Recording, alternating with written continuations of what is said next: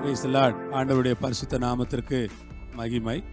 அப்போஸ்தலர் நடபடிகள் 6ஆம் அதிகாரம் 8வது வசனம்.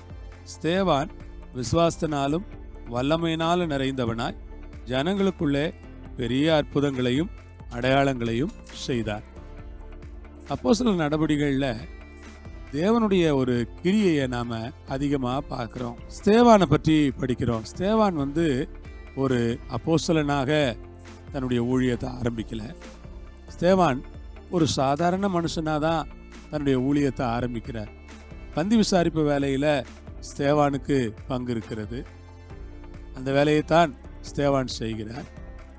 ஆனால் ஆண்டவர் ஸ்தேவான் மூலமாக பெரிய காரியங்களை நடப்பிக்கிறதை நாம் பார்க்கிறோம். ஸ்தேவான் விசுவாசத்தினாலே நிரம்பி இருந்தார். இந்த காலை நேரத்தில் நான் சொல்கிறேன், கர்த்தர் அதிசயங்களை, அற்புதங்களை, வல்லமையான காரியங்களை செய்கிறதற்கு இன்றைக்கு மக்களுக்கு தேவை என்னவென்றால் ஒரு விசுவாசம். மக்களுக்கு தேவைப்படுவதெல்லாம் விசுவாசம்தான். மக்கள் விசுவாசம் உள்ளவர்களாய் இருந்து விசுவாசத்தினால் நிறைந்தவர்களாய் இருந்தார்களானால், நான் உங்களை பார்த்து சொல்லுகிறேன், நீங்கள் விசுவாசம் உள்ளவர்களாய் இருப்பீர்களானால், விசுவாசமாய் ஜெபிப்பீர்களானால், விசுவாசமாய் ஆண்டவரை நோக்கி பார்ப்பீர்களானால், அற்புதம் உங்களுக்கு நடக்கும். அற்புதம் உங்கள் மூலமாக நடக்கும். உங்களை கொண்டு அநேகருக்கு அற்புதங்கள் நடக்கும் என்பதில் சந்தேகம் இல்லை. ஆம் பிரியமானவர்களே, அற்புதம், ஒரு பெரிதான அற்புதம், ஸ்தோத்திரம், விசுவாசம்தான அற்புதங்களை கொண்டு வருகிறது.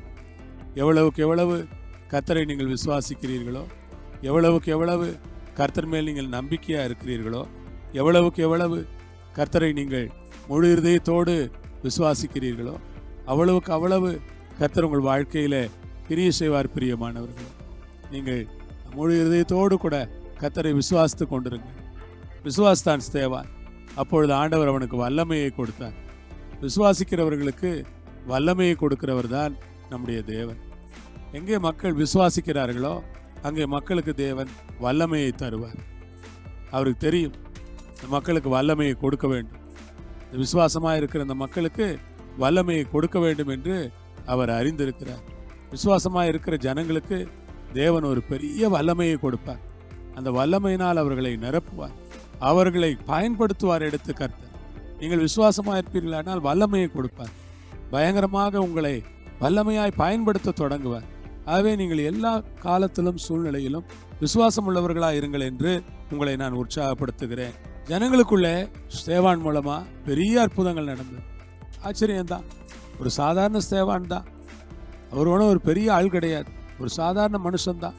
ஆனால் அவர் மூலமா ஆண்டவர் பெரிய அற்புதங்களை, அடையாளங்களை செய்கிறத நம்ம பார்க்குறோம். இந்த அருமையான வேளையில் நாம் ஜெபம் பண்ணுவோமா? கர்த்தர் இந்த நாட்களில் சாதாரண ஆட்களை கொண்டுதான் அற்புதங்களை, அடையாளங்களை செய்ய விரும்புகிறார். நிச்சயமாய் ஆண்டவர் செய்வார் என்று நான் நம்புகிறேன். பரலோகத்தில் இருக்கிற எங்கள் பிதாவே, இயேசு கிறிஸ்துவின் நாமத்தினாலே, இயேசு கிறிஸ்துவின் மூலமாக நான் உம்மை துதிக்கிறேன், ஸ்தோத்திரிக்கிறேன்.